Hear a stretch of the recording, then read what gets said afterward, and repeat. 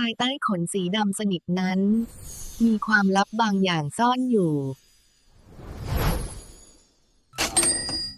เคยไหมครับในบางจังหวะของชีวิตที่คุณกำลังจมดิ่งอยู่กับห้วงความคิดของตัวเองท่ามกลางความเงียบงันของค่ำคืนที่โลกทั้งใบดูเหมือนจะหยุดนิ่งไปชั่วขณะค่ำคืนที่แสนจะธรรมดาคืนหนึ่งที่คุณขับรถกลับบ้านด้วยความอ่อนล้าแต่รู้ไหมครับว่าจักรวาลมักจะเลือกช่วงเวลาที่จิตใจเรานิ่งที่สุดแบบนี้แหละครับในการส่งสัญญาณบางอย่างมาถึงเราเป็นสัญญาณที่มาในรูปแบบที่คุณไม่ทันได้ตั้งตัวและน่าเสียดายเหลือเกินที่หลายครั้งในชีวิตเรากลับเผลอผลักไสสัญญาณแห่งความโชคดีนั้นออกไปเพียงเพราะเราใช้ความกลัวนำทางแทนที่จะใช้สติในการรับรู้ความจริงที่ซ่อนอยู่ลองจินตนาการตามผมดูนะครับคืนนี้คุณกำลังขับรถกลับบ้านบนถนนเส้นเดิมที่คุณใช้เดินทางมานับครั้งไม่ถ้วนถนนสายนี้ในยามกลางวันอาจจะดูพลุกพล่านวุ่นวายไปด้วยผู้คนและรถราแต่วันนี้ในเวลานี้มันกลับเงียบสงัดจนน่าประหลาดแสงไฟจากหน้าปัดรถของคุณส่องสว่างนวลตาแสงไฟหน้ารถสาดส่องไปบนพื้นถนนยางมะตอยสีเข้มที่ทอดยาวออกไปราวกับไม่มีที่สิ้นสุดรอบข้างมืดสนิทจนมองไม่เห็นพงหญ้าหรือต้นไม้ที่คุ้นเคยมีเพียงเสียงเครื่องยนต์ที่ครางกระหึ่มเบาๆสม่ำเสมอผสมกับเสียงลมที่พัดผ่านร่องกระจกรถบรรยากาศมันชวนให้คุณใจลอยและตกอยู่ในภวังค์จนคุณแทบจะไม่ได้สังเกตเลยว่าในความมืดมิดนั้นมีบางสิ่งบางอย่างกำลังจับจ้องคุณอยู่ด้วยสายตาที่เปี่ยมไปด้วยพลังทันใดนั่นเองครับท่ามกลางความว่างเปล่าเบื้องหน้าจู่ๆก็มีเมาสีดำสนิทรูปร่างปราดเปรียวและงดงามอย่างประหลาดพุ่งออกมาจากเงาดำข้างทางด้วยความรวดเร็วปานสายฟ้าแลบมันตัดผ่านแสงไฟหน้ารถของคุณไปเพียงชั่วกระพริบตาเดียวเท่านั้นวินาทีนั้นสัญชาตญาณการเอาตัวรอดของคุณทำงานโดยอัตโนมัติทันทีร่างกายของคุณเกร็งไปทุกส่วนเท้าขวาของคุณกระแทกลงบนแป้นเบรกจงสุดแรงเกิดเสียงล้อรถบดเบียดกับพื้นถนนดังสนั่นหวั่นไหวไปทั่วทั้งบริเวณกลิ่นไหม้ของยางเริ่มลอยโชยมารถทั้งคันสั่นสะเทือนจนคุณรู้สึกได้ถึงแรงเหวี่ยงที่พยายามจะผลักร่างคุณให้หลุดจากเบาะหัวใจที่เคยเต้นเป็นจังหวะปกติกลับหล่นวูบไปอยู่ที่ตาตุ่มเลือดในกายสูบฉีดพล่านด้วยความตกใจอย่างที่สุดเมื่อรถหยุดนิ่งสนิทลงฝุ่นควันจางๆที่ตลบอบอวนเริ่มลอยผ่านไปหน้าความเงียบสงัดกลับเข้าครอบงำอีกครั้งสติสัมปชัญญะของคุณเริ่มค่อยๆกลับคืนมาทีละน้อยสายตาของคุณพยายามกวาดมองฝ่าความมืดที่ดูเหมือนจะหนาทึบขึ้น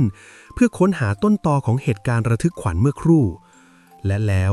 เมื่อแสงไฟหน้ารถสาดส่องกระทบกับร่างหนึ่งที่ยังคงนั่งนิ่งสงบอยู่ใจกลางถนนภาพที่ปรากฏอยู่ตรงหน้าก็ทำให้คุณต้องเผลอกลั้นหายใจโดยไม่รู้ตัวครับสิ่งนั้นคือแมวดำครับ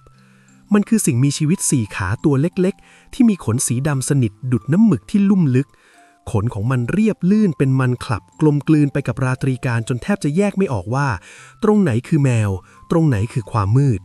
มีเพียงดวงตาสีเหลืองอำพันคู่โตที่วาววับราวกับอัญมณีล้ำค่าที่สะท้อนแสงไฟออกมา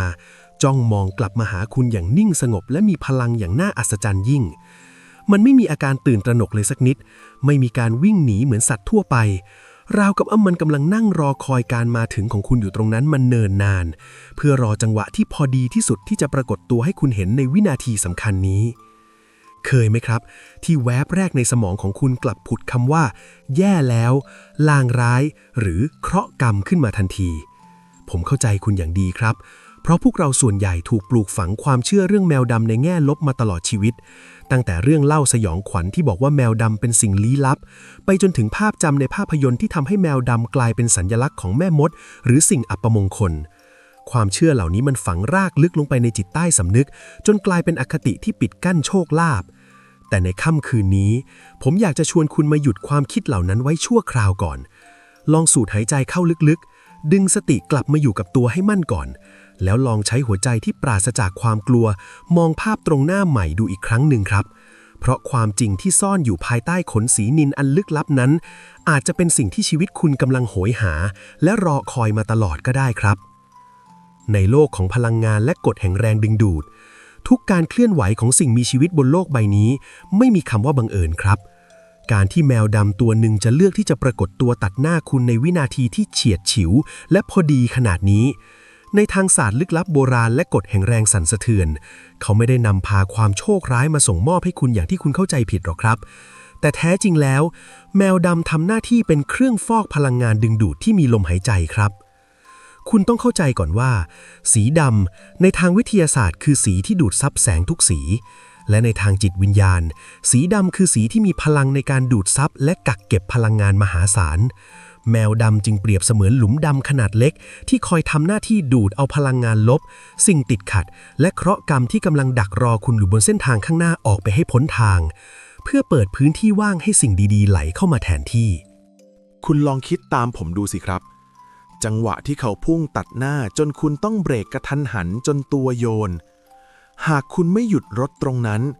ในอีกไม่กี่ร้อยเมตรข้างหน้าอาจจะมีอันตรายที่รุนแรงกว่านี้รอคุณอยู่ก็ได้หรือจังหวะเวลาที่คุณต้องเสียไปเพียงไม่กี่วินาทีเพื่อสบตากับดวงตาสีทองคู่นั้นอาจเป็นการคลาดเคลื่อนจากจังหวะชีวิตที่เลวร้ายซึ่งจักรวาลส่งเจ้าเหมียวตัวนี้มาเป็นตัวขัดจังหวะ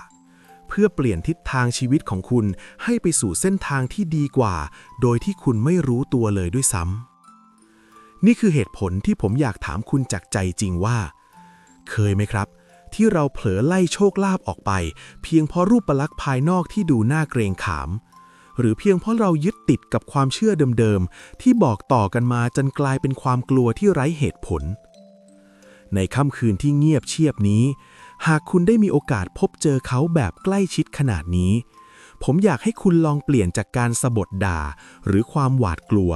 ให้กลายเป็นความรู้สึกขอบคุณดูสักครั้งครับเพราะแมวดำตัวที่กำลังจ้องตาคุณอยู่นั้นในความเป็นจริงแล้วเขาคือผู้นำสารจากมิติแห่งความมั่งคั่ง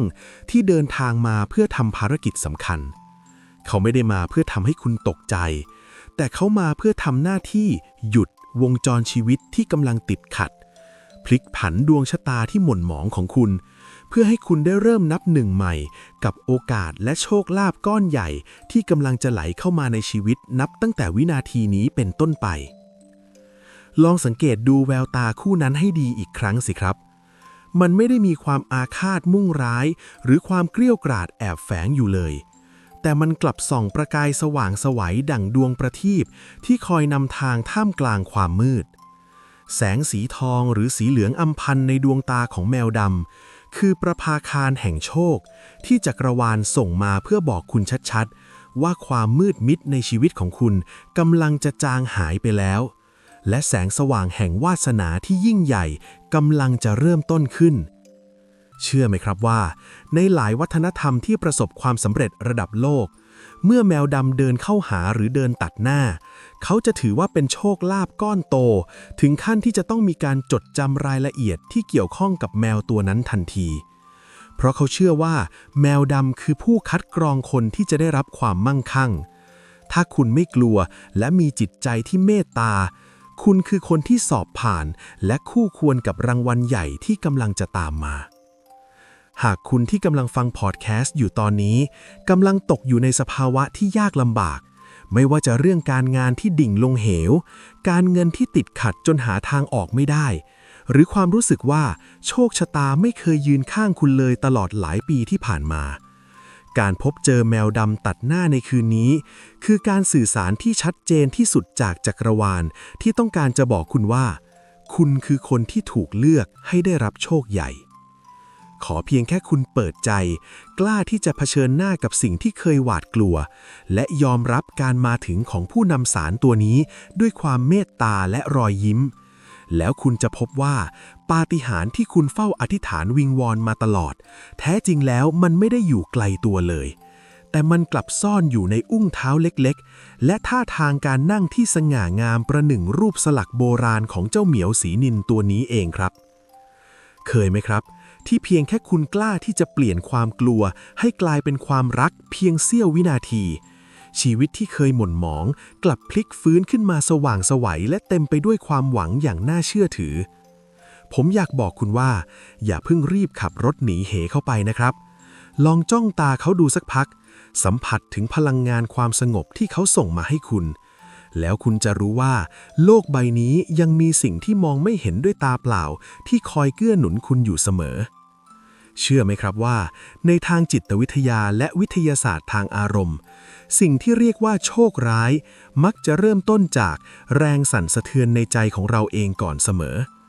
เมื่อไหร่ที่คุณตกใจและตัดสินใจเชื่อไปแล้วว่าคุณกำลังจะโชคร้ายสมองของคุณจะเริ่มสั่งการให้ร่างกายเข้าสู่โหมดระแวดระวังที่มากเกินไป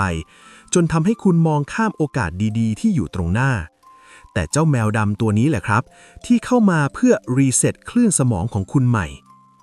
เคยไหมครับที่คุณพยายามแก้ปัญหาบางอย่างแทบตายแต่ยิ่งแก้ก็ยิ่งยุ่งเหมือนยุงตีกันนั่นเป็นเพราะพลังงานในตัวคุณมันตึงเครียดเกินไปการที่แมวดำปรากฏตัวและบังคับให้คุณต้องหยุดรถกระทันหันมันคือกลไกของธรรมชาติที่ต้องการให้คุณหยุดหายใจและดึงสติกลับมาสู่ปัจจุบันณขณะมีเรื่องเล่าของมหาเศรษฐีท่านหนึ่งในแถบยุโรปเขาเล่าว่าในวันที่เขากำลังจะไปเซ็นสัญญาธุรกิจที่เสี่ยงจะขาดทุนมหาศาลเขาเจอแมวดำวิ่งตัดหน้าจนเขาต้องหยุดรถและเสียเวลาไปเกือบ10 นาทีในการจัดการกับความตกใจผลปรากฏว่าเขาส่งเอกสารไม่ทันเวลาและในสัปดาห์ต่อมาบริษัทคู่ค้าที่เขาเกือบจะเซ็นสัญญาด้วยนั้นกลับล้มละลายลงอย่างกระทันหันถ้าวันนั้นเขาไม่เจอแมวดำตัดหน้าถ้าวันนั้นเขาไม่ยอมหยุดรถเพราะความกลัวหรือถ้าวันนั้นเขาฝืนขับชนแมวตัวนั้นไปเพื่อไปให้ทันเวลาชีวิตเขาอาจจะพังทลายลงไปแล้วก็ได้ครับเห็นไหมครับว่าบางครั้งอุปสรรคสีดำที่เรามองว่าน่ากลัวแท้จริงแล้วมันคือบอดี้การ์ดที่สวมชุดดำมาคอยสกัดกั้นหายนะให้เราเหตุผลที่ผมอยากให้คุณอยู่กับแมวดำตัวนั้นนานขึ้นอีกนิดก็เพื่อให้คุณได้ฝึกการสังเกตครับเพราะในโลกของโชคลาภสิ่งที่สำคัญกว่าตัวเลขคือสายตาที่มองเห็นความจริงหากคุณมองเห็นความงามในความมืดได้คุณก็จะมองเห็นทองคำในกองขี้เถ้าได้เช่นกันเคยไหมครับที่คุณรู้สึกเหมือนมีใครบางคนคอยช่วยเหลืออยู่เบื้องหลังในจังหวะที่จวนเจียนจะแย่แมวดำนี่แหละครับคือร่างจำแรงของพลังงานเหล่านั้นขนสีดำของเขาไม่ได้มืดมิดอย่างที่ตาเห็นหากคุณลองสังเกตดูดีๆภายใต้แสงไฟรถขนเหล่านั้นจะสะท้อนประกายสีเงินหรือสีน้ำเงินเข้มออกมาซึ่งในทางอัญมณีศาสตร์สีเหล่านี้คือสีที่บ่งบอกถึงความลุ่มลึกและความปัญญาอันเฉียบแหลมดังนั้นในตอนนี้ผมอยากให้คุณปรับจูนหัวใจใหม่ไปพร้อมกับผมนะครับลองปล่อยให้ความเงียบในรถทำงานร่วมกับแววตาของน้องแมวตัวนั้น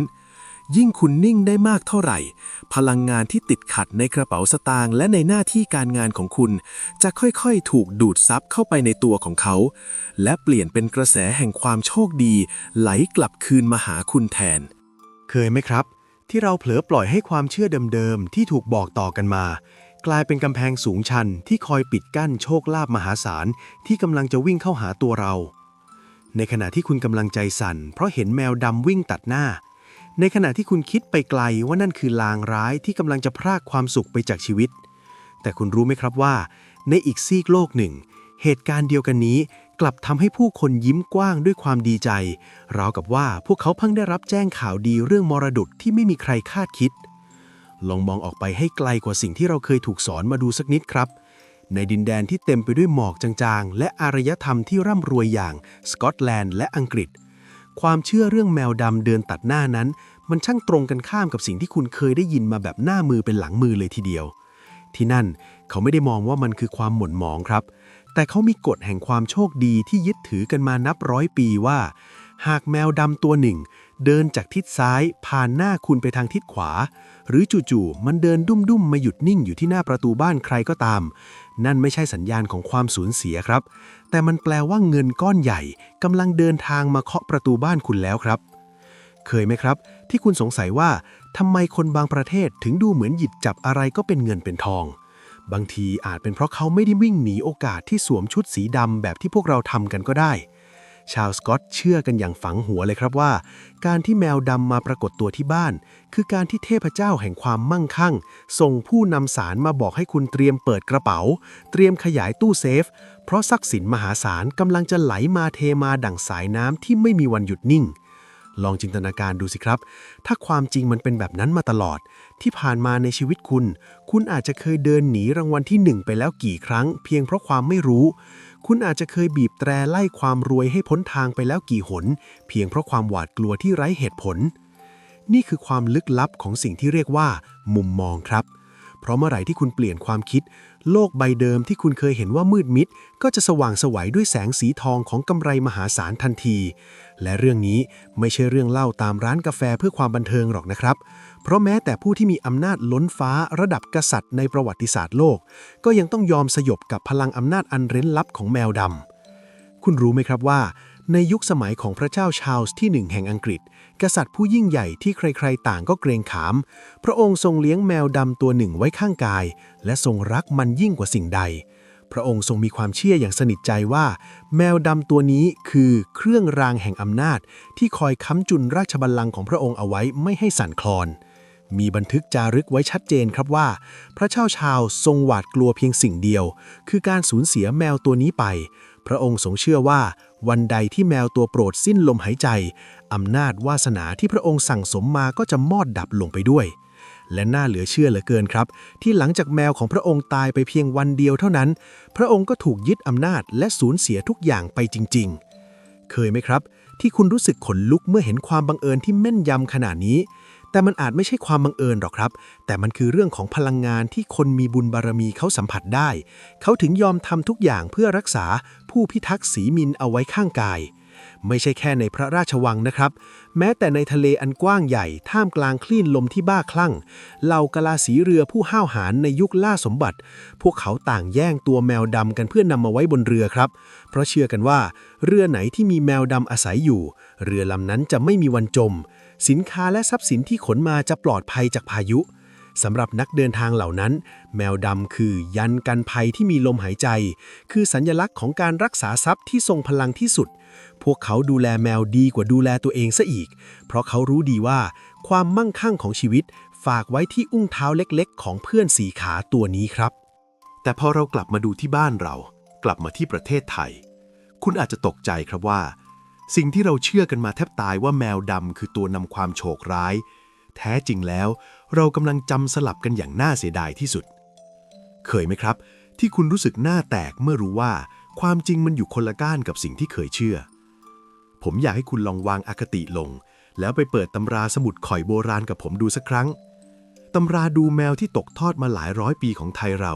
ไม่เคยมีบรรทัดไหนเลยครับที่บอกว่าแมวดำคือความวิบัติในทางตรงกันข้ามเลยครับบรรพบุรุษของเราท่านยกย่องแมวดำลักษณะดีให้เป็นแมวมงคลชั้นสูงที่มีค่ายิ่งกว่าทองคำตัวแรกที่คุณต้องรู้จักไว้เพื่อไม่ให้พลาดโอกาสรวยก็คือแมวโกนจาครับลองนึกภาพแมวสีดำปลอดตลอดทั้งตัวขนละเอียดเป็นมันวาวสะท้อนแสงดังกำมะหยี่นินการท่วงท่าการเดินของมันต้องสง่างามประหนึ่งสิงโตเจ้าป่าตำราไทยระบุไว้ชัดเจนมากครับว่าใครที่ได้เลี้ยงดูแมวโกนจาจะได้เป็นเจ้าคนนายคนจะมีอำนาจวาสนาที่ใครก็มิอาจลบหลู่ได้และจะนำมาซึ่งทรัพย์สินเงินทองที่เพิ่มพูนขึ้นทุกวันคืนแล้วยังมีอีกหนึ่งชนิดที่หาได้ยากยิ่งนั่นคือแมวนิลรัตน์แมวที่ดำลึกซึ้งไปถึงเล็บดำไปถึงลิ้นและฟันคนโบราณท่านจารึกไว้ว่า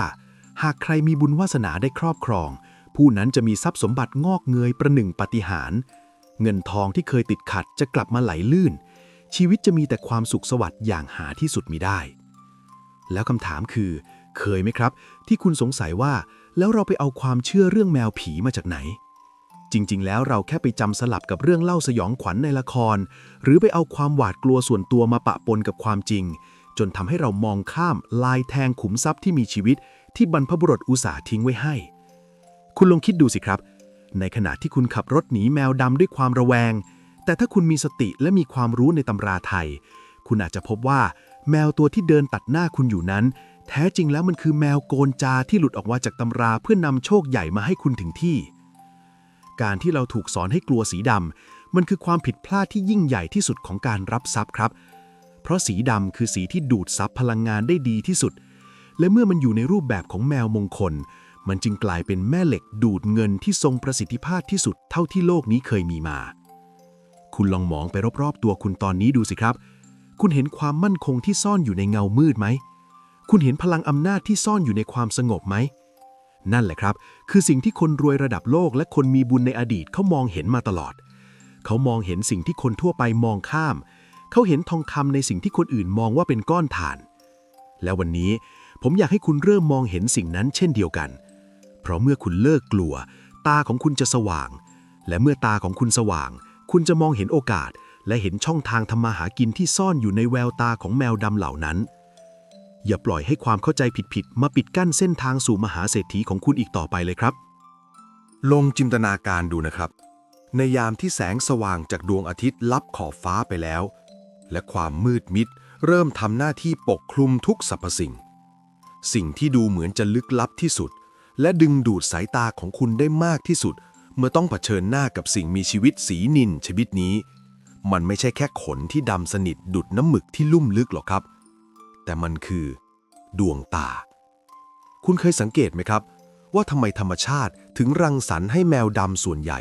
ต้องมาคู่กับดวงตาสีเหลืองอำพันหรือสีทองสุกใสที่วาววับขนาดนั้นมันเหมือนมีรหัสลับบางอย่างที่จักรวาลจงใจฝังเอาไว้ท่ามกลางความมืดมิดเพื่อส่งสัญญาณถึงใครบางคนที่พร้อมจะรับโอกาสที่ยิ่งใหญ่เคยไหมครับที่คุณจ้องมองเข้าไปในดวงตาคู่โตนั้นแล้วรู้สึกเหมือนถูกมนต์สะกดบางอย่างในมิติของความลี้ลับแสงสีทองจากตาของเขาจะทำหน้าที่เหมือนสปอตไลท์ที่คอยชี้เป้าว่าตรงนี้แหละคือจุดที่เงินทองจะไหลเข้ามาสังเกตไหมครับแมวดำส่วนใหญ่จะมีตาสีเหลืองอำพันหรือสีทองสุกใส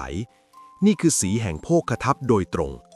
พลังงานของสีทองในตาแมวดำจะทำหน้าที่ดึงดูดพลังงานบวกที่ล่องลอยอยู่ในบ้านได้ดีที่สุดลองนึกภาพตามผมดูนะครับแมวดำหนึ่งตัวเปรียบเสมือนก้อนทองคำที่มีลมหายใจ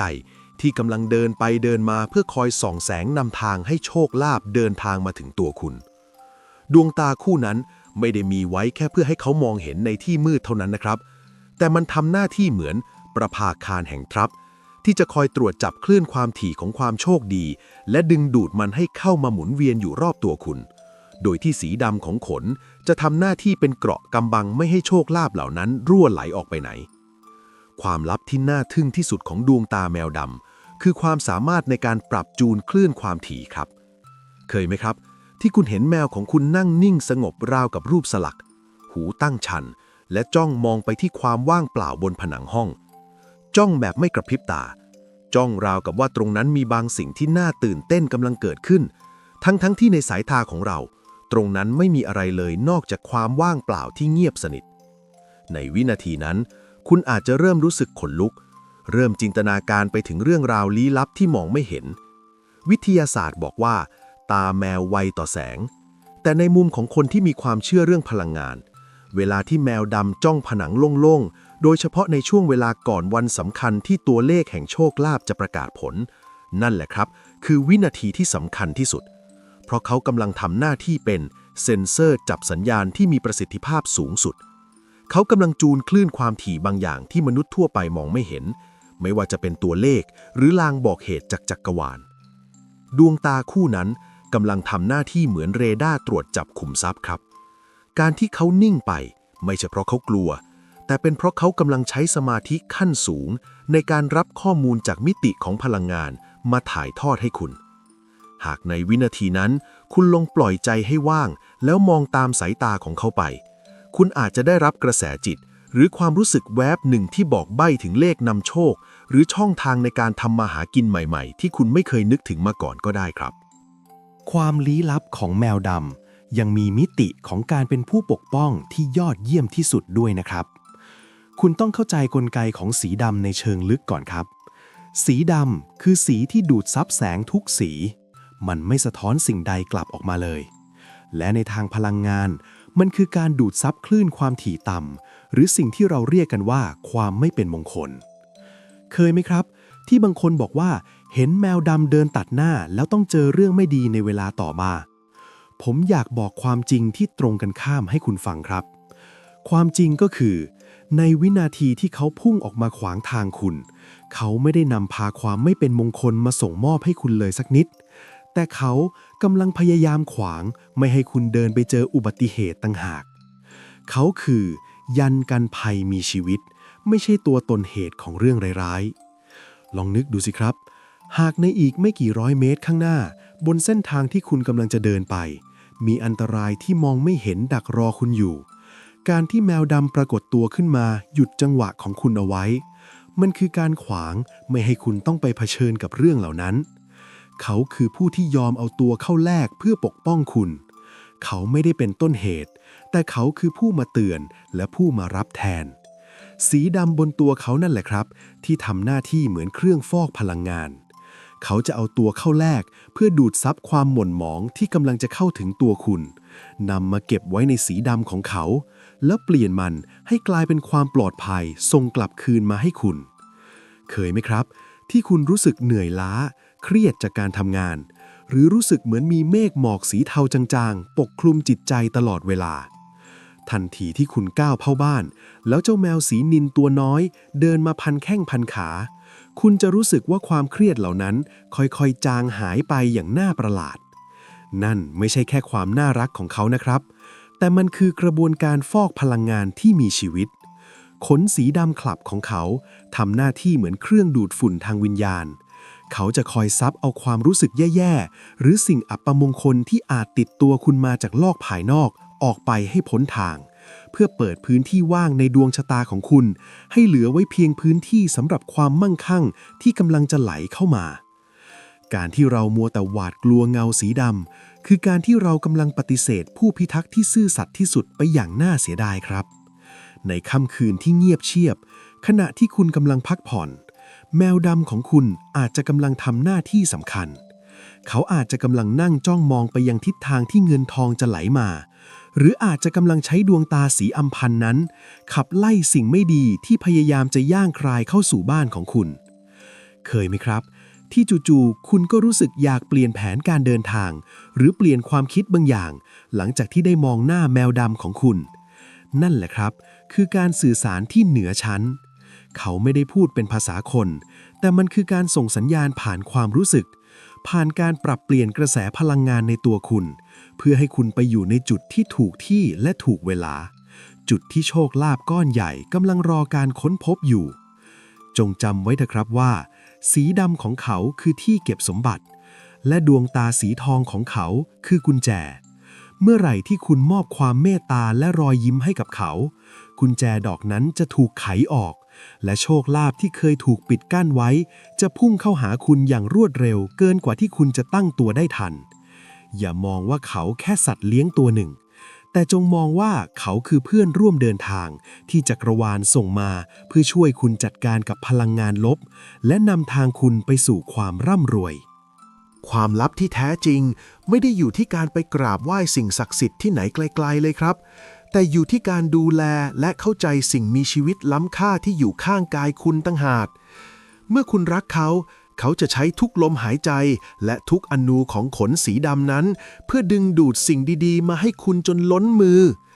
ลองนิ่งฟังเสียงหัวใจของตัวเองดูนะครับในความเงียบนั้นคุณอาจจะได้ยินเสียงตอบรับจากเพื่อนสีนิลของคุณเสียงที่บอกว่าจากนี้ไปความโชคดีและความร่ำรวยจะเป็นของคุณตลอดไป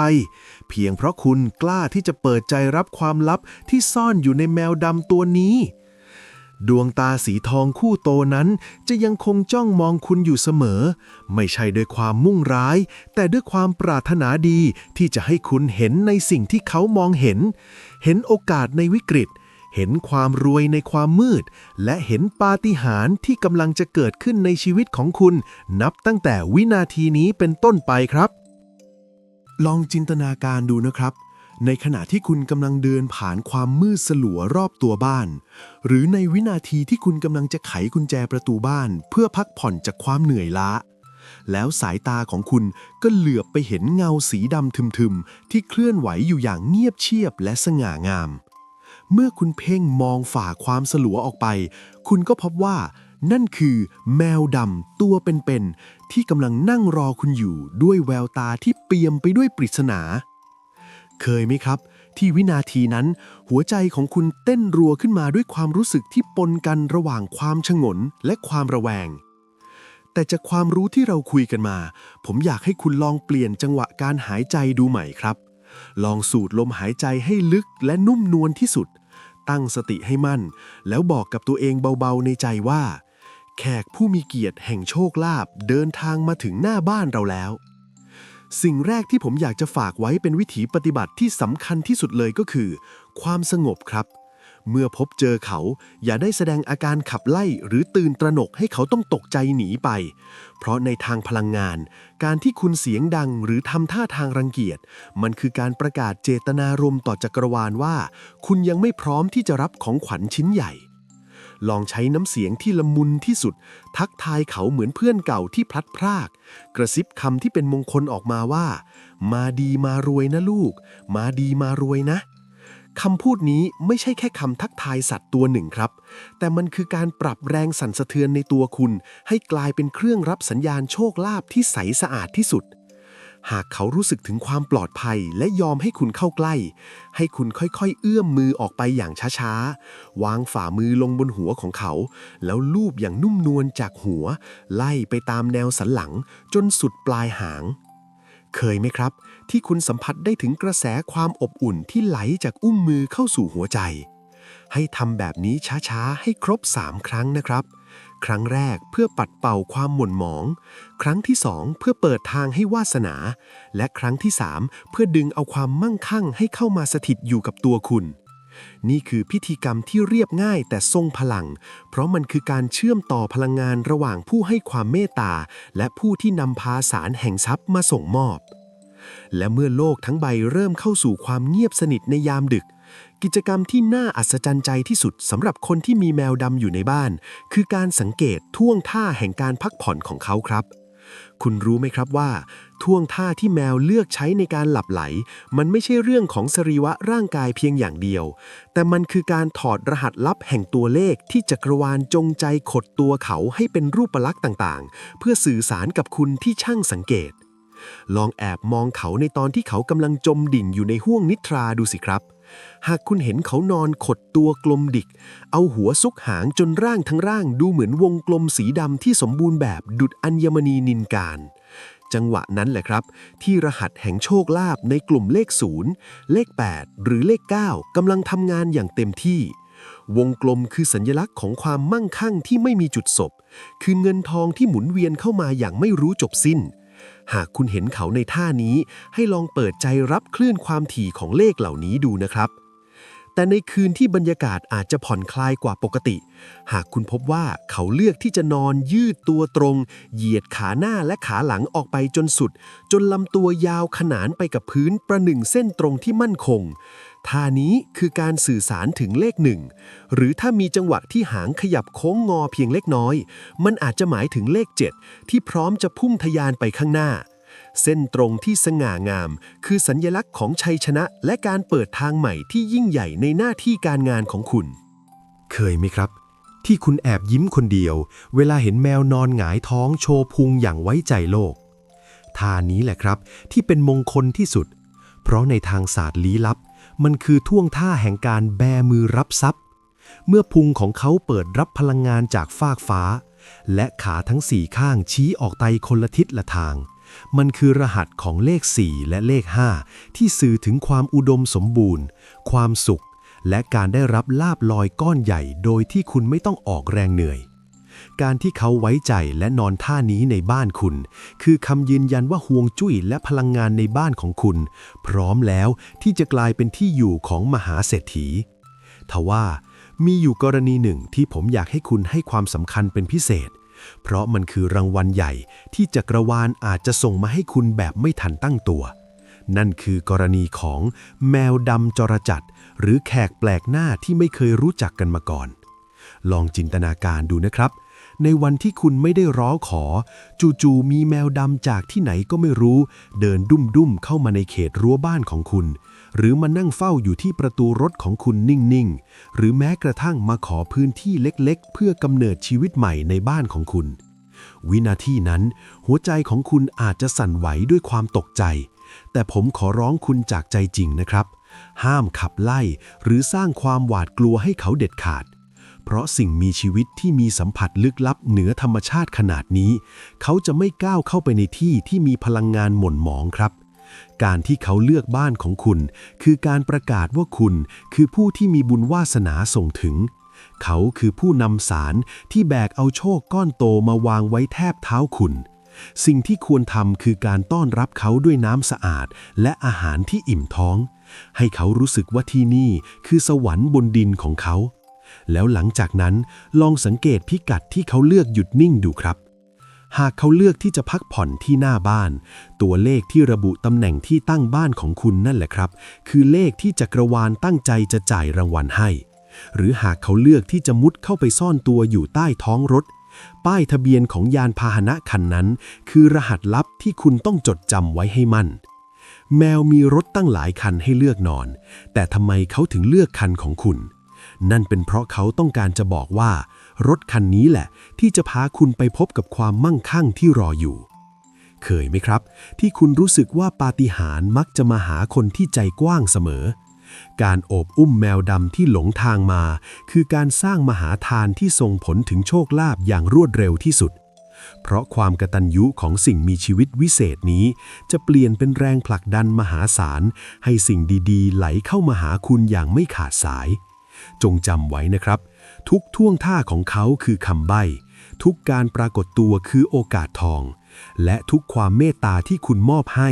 จะย้อนกลับมาเป็นความร่ำรวยที่ประเมินค่าไม่ได้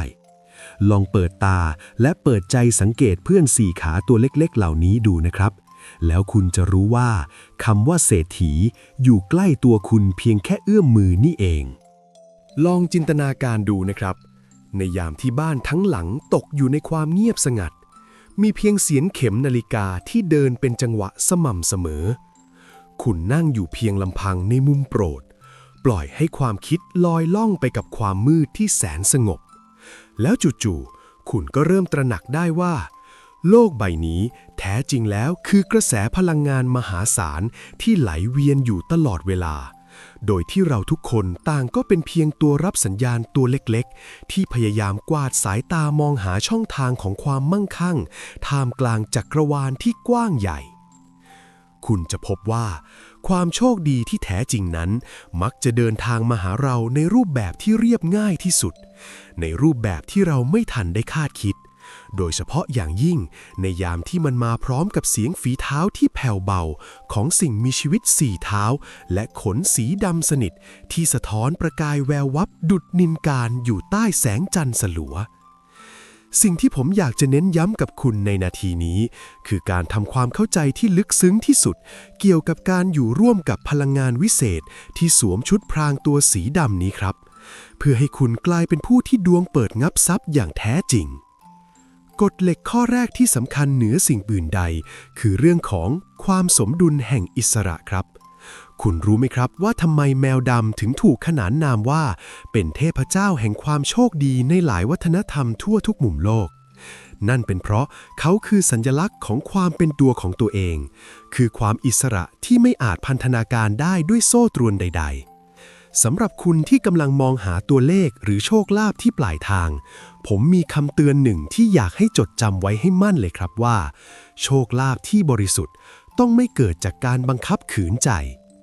เคยไหมครับที่คุณเองก็รู้สึกอึดอัดเวลาถูกใครบางคนพยายามเค้นเอาคำตอบหรือบังคับให้คุณต้องทำในสิ่งที่คุณไม่ได้อยากทำแมวดำก็มีความรู้สึกเช่นนั้นครับและเขารู้สึกได้ไวกว่ามนุษย์เราหลายเท่าตัวนักกฎเหล็กที่ห้ามละเมิดเด็ดขาดเลยก็คือห้ามจับน้องแมวมากักขังเพียงเพราะหวังจะขอเลขเด็ดหรือพยายามจับหัวของเขาให้จ้องมองไปที่โพยหวยเพื่อเค้นเอาโชคลาภออกมาการทำแบบนั้นไม่เพียงแต่จะทำให้พลังงานมงคลที่เขามีหดหายไปเท่านั้นแต่มันยังเป็นการทำลายความขลังและเปลี่ยนกระแสโชคลาภที่ควรจะไหลลื่นให้กลายเป็นความขุ่นมัวในทันทีจงจำไว้นะครับแมวดำคือเทพแห่งอิสระยิ่งคุณมอบความรักที่ปราศจากเงื่อนไขมอบอาหารที่อิ่มท้องและมอบพื้นที่แห่งอิสระให้เขาได้ใช้ชีวิตตามสัญชาตญาณมากเท่าไหร่พลังในการนำโชคของเขาก็จะยิ่งทวีความรุนแรงมากขึ้นเท่านั้นลองนึกภาพตามผมดูนะครับในบ้านที่เงียบสงบแสงไฟสลัวส่องสว่างเพียงบางจุด คุณนั่งมองแมวดำของคุณที่กำลังเดินอย่างสง่างามไปตามมุมต่างๆของห้องทุกย่างก้าวที่เขาเหยียบลงบนพื้นด้วยความสบายใจ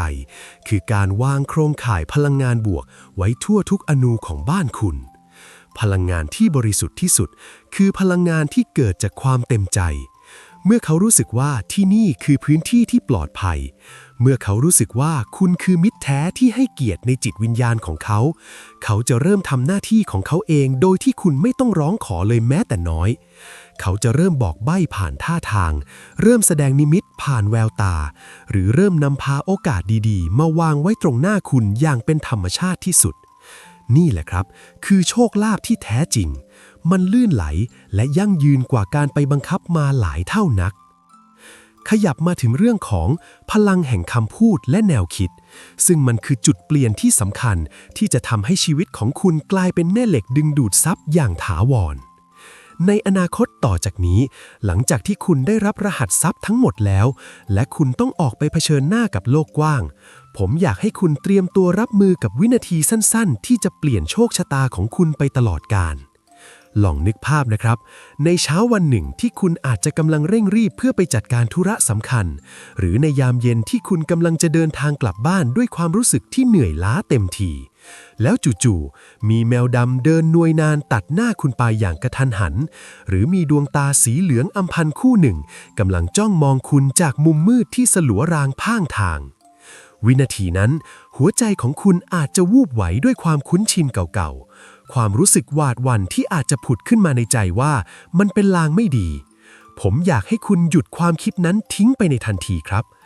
ลองใช้ความเงียบสยบความกลัวแล้วเปลี่ยนประโยคที่เคยเป็นลบให้กลายเป็นคาถาเรียกทรัพย์ที่ทรงพลังที่สุดแทนที่จะปล่อยให้ใจขุ่นมัวให้คุณสูดลมหายใจเข้าลึกๆช้าๆแล้วพูดออกมาในใจหรือจะกระซิบออกมาดังๆด้วยน้ำเสียงที่มั่นคงเลยก็ได้ว่าขอบคุณนะที่เอาเงินก้อนโตมาส่งถึงที่ขอบคุณนะที่นำความรวยมามอบให้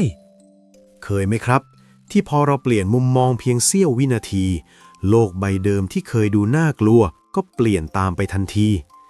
นี่คือการเปลี่ยนจากกระแสพลังงานความหวาดกลัวให้กลายเป็นแรงดึงดูดทรัพย์ที่ทรงพลังมหาศาล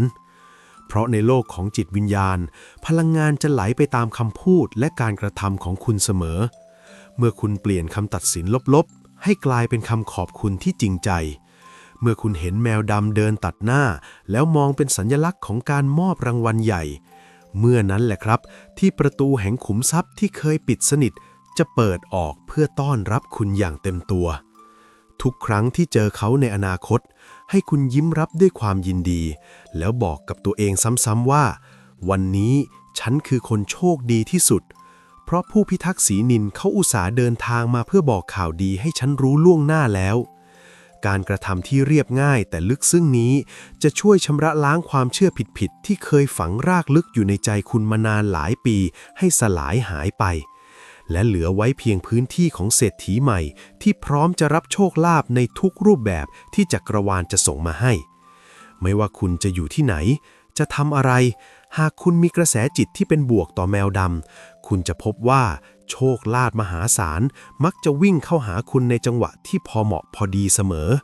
เหมือนมีมือที่มองไม่เห็นคอยจัดสรรเส้นทางที่สว่างไสวและรวยที่สุดไว้ให้คุณโดยเฉพาะลองหลับตาลงสักครู่นะครับแล้วจินตนาการถึงภาพแมวดำที่มีดวงตาสีทองสุกสกาวเขากำลังเดินมาหาคุณอย่างช้าๆด้วยท่าทางที่สง่างามท่ามกลางแสงดาวในความมืดมิดนั้นแสงจากตาของเขาช่างอบอุ่นและเปี่ยมไปด้วยพลังเขากำลังนำพาคลื่นแห่งความโชคดีเข้ามาปกคลุมตัวคุณรู้สึกถึงความมั่นคงรู้สึกถึงความมั่งคั่งที่กำลังก่อตัวขึ้นในหัวใจของคุณอย่างช้าๆเคยไหมครับที่เราอยากจะแสดงพลังออกไปเพื่อให้สิ่งที่หวังกลายเป็นความจริงผมอยากให้พื้นที่ใต้คลิปนี้กลายเป็นพื้นที่แห่งความเป็นสิริมงคลเป็นแหล่งรวมตัวของคนรักแมวและคนที่พร้อมจะเป็นเศรษฐีใครก็ตามที่ดูมาถึงตรงนี้และรู้สึกได้ถึงพลังงานบวกที่ผมตั้งใจส่งมอบให้ใครที่พร้อมจะทิ้งความหวาดระแวงไว้เบื้องหลังและก้าวไปข้างหน้าเพื่อเป็นเจ้าของโชคลาภที่มีแมวดำเป็นผู้พิทักษ์ผมอยากชวนคุณพิมพ์คำว่า แมวดำพารวยลงในช่องคอมเมนต์ด้านล่างนี้เลยครับ พิมพ์ด้วยความตั้งใจ พิมพ์ด้วยความรู้สึกที่ว่าเงินทองกำลังไหลเข้ากระเป๋าคุณจริงๆ การพิมพ์ข้อความมงคลนี้ไม่ใช่แค่การปฏิสัมพันธ์ทั่วไปนะครับ แต่มันคือการประกาศเจตนารมณ์ที่แน่วแน่ต่อโลกและจักรวาลว่า คุณคือหนึ่งในผู้ที่ได้รับอนุญาตให้ครอบครองโชคลาภก้อนใหญ่ และคุณคือคนสำคัญที่พร้อมจะเปลี่ยนโลกใบนี้ให้เต็มไปด้วยความเมตตาต่อแมวดำ ยิ่งมีคนคอมเมนต์คำมงคลนี้มากเท่าไหร่พลังงานแห่งความโชคดีก็จะยิ่งหมุนเวียนและทวีคูณในคอมมูนิตี้ของเราเหมือนเป็นการร่วมกันจุดเทียนนำทางแห่งความร่ำรวยให้สว่างไสวไปทั่วและอย่าลืมแชร์เรื่องราวดีๆนี้ออกไปให้กับคนที่คุณรักด้วยนะครับเพื่อให้พวกเขาได้รู้ความจริงและเลิกหวาดกลัวสัตว์ที่แสนวิเศษชนิดนี้เสียทีทุกการแชร์ของคุณคือการส่งต่อความหวังและการสร้างกุศลที่ยิ่งใหญ่ในการช่วยคุ้มครองแมวดำอีกนับไม่ถ้วนที่ยังถูกทิ้งขว้างเพียงเพราะสีขนที่มืดมิดสุดท้ายนี้ผมอยากให้คุณสูดลมหายใจเข้าลึกๆอีกครั้งสัมผัสถึงความสงบในจิตใจแล้วรู้ไว้เถอะครับว่านับตั้งแต่วินาทีนี้เป็นต้นไปชีวิตของคุณจะไม่มีวันเหมือนเดิมอีกต่อไปแสงสีทองจากดวงตาของแมวมงคลจะยังคงส่องสว่างอยู่ในใจของคุณเสมอคอยชี้ทางให้คุณพบเจอแต่สิ่งดีๆคอยเตือนสติให้คุณมีเมตตาและคอยดึงดูดทรัพย์สินเงินทองให้หลั่งไหลมาหาคุณอย่างไม่ขาดสายโชคลาภจะกลายเป็นเรื่องที่สัมผัสได้ความรวยจะกลายเป็นสิ่งที่คุณคู่ควร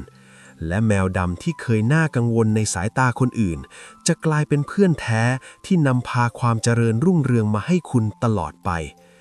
ขอบคุณที่เปิดใจรับฟังขอบคุณที่ร่วมเดินทางมาด้วยกันจนถึงที่สุดและขอให้พลังแห่งแมวมงคลนำพาคุณไปสู่ความมั่งคั่งที่ยิ่งใหญ่และยั่งยืนนะครับแล้วคุณล่ะครับหลังจากที่ได้ฟังเรื่องราวลี้ลับทั้งหมดในวันนี้คุณเริ่มเห็นความหมายที่ซ่อนอยู่ภายใต้ขนสีนิลแล้วบ้างหรือยังครับคุณพบว่าจริงๆแล้วที่ผ่านมาในชีวิตคุณเคยเผลอทำโชคลาภหลุดมือหรือพลาดโอกาสดีๆไปกี่ครั้งเพียงเพราะความกังวลใจที่มีต่อแมวดำหรือเปล่าครับหรือว่าคุณเองก็เป็นคนหนึ่งที่มีประสบการณ์ที่น่าอัศจรรย์มีเรื่องราวพีคๆเกี่ยวกับแมวดำนำโชคที่อยากจะแบ่งปันให้เพื่อนๆได้รับรู้บ้างไหมครับลองเล่าให้ผมฟังหน่อยนะครับเพราะทุกเรื่องราวของคุณอาจจะเป็นกุญแจสำคัญที่ช่วยเปิดโลกใบใหม่ให้กับใครอีกหลายคนหากเรื่องราวในวันนี้ทำให้คุณนึกถึงใครสักคนคนที่คุณรักและหวังดีหรือคนที่มักจะบ่นว่าดวงไม่ดีอยู่บ่อยๆหรือแม้แต่คนที่ยังหวาดกลัวแมวขึ้นสมอง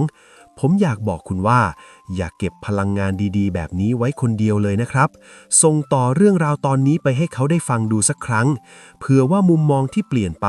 จะช่วยให้เขาเปลี่ยนจากคนที่คอยวิ่งหนีแมวให้กลายเป็นคนที่กล้าจะวิ่งเข้าหาโชคลาภมหาศาลเหมือนกับคุณในตอนนี้ถ้าคุณชอบในสิ่งที่ผมตั้งใจทำและอยากสนับสนุนให้มีเรื่องราวดีๆที่เต็มไปด้วยพลังบวกแบบนี้ต่อไปอีกหรือถ้าคุณอยากจะประกาศให้โลกและจักรวาลได้รับรู้ว่าฉันพร้อมจะเป็นเศรษฐีคนต่อไปแล้วอย่าลืมกดไลค์และพิมพ์คอมเมนต์คำว่าแมวดำพารวยไว้ที่ด้านล่างนี้เพื่อเป็นการประทับตราความเฮงและยืนยันตัวตนว่าคุณคือว่าที่เศรษฐีคนต่อไปและอย่าลืมกดติดตามพร้อมกับเปิดการแจ้งเตือนเอาไว้ด้วยนะครับเพื่อที่คุณจะได้ไม่พลาดทุกเรื่องราวดีๆที่เราตั้งใจสร้างสรรค์มามอบให้คุณโดยเฉพาะเพราะผมเชื่อเสมอว่ายิ่งเราให้เรายิ่งได้รับยิ่งคุณแชร์สิ่งดีๆออกไปความรวยและความโชคดีก็จะยิ่งสะท้อนกลับมาหาคุณเป็นเท่าตัวแล้วมารอดูความเปลี่ยนแปลงที่น่าอัศจรรย์ใจที่จะเกิดขึ้นในชีวิตของคุณตั้งแต่วันนี้เป็นต้นไปผมจะรออ่านคอมเมนต์ของเศรษฐีใหม่ทุกคนด้วยความยินดีครับขอให้คุณโชคดีและพบกับปาฏิหาริย์ที่คุณเฝ้ารอแล้วพบกันใหม่ในตอนหน้ากับเคยไหมพอดแคสต์สวัสดีครับ